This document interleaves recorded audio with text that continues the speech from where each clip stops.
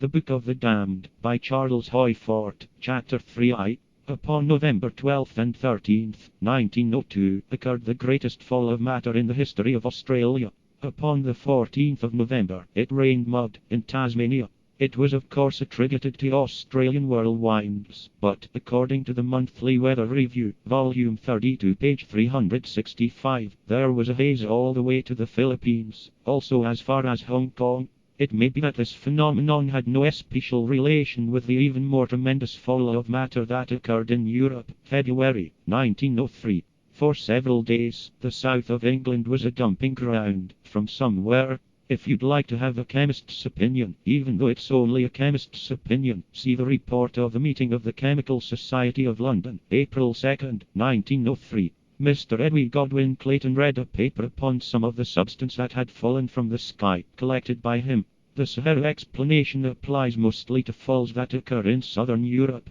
Further away, the conventionalists are a little uneasy. For instance, the editor of the Monthly Weather Review, Volume 29, page 121, says of the red rain that fell near the coast of Newfoundland early in 1890. It would be very remarkable if this was Sahara dust. Mr. Clayton said that the matter examined by him was merely wind-borne dust from the roads and lanes of Wessex. This opinion is typical of all scientific opinion, or theological opinion, or feminine opinion, all very well except for what it disregards. The most charitable thing I can think of, because I think it gives us a broader tone to relieve our malices with occasional charities, is that Mr. Clayton had not heard of the astonishing extent of this fall, had covered the Canary Islands, on the 19th, for instance. I think, myself, that in 1903, we passed through the remains of a powdered world, left over from an ancient interplanetary dispute, brooding in space-like red resentment ever since. Or, like every other opinion, the notion of dust from Wessex turned into a provincial thing when we look it over.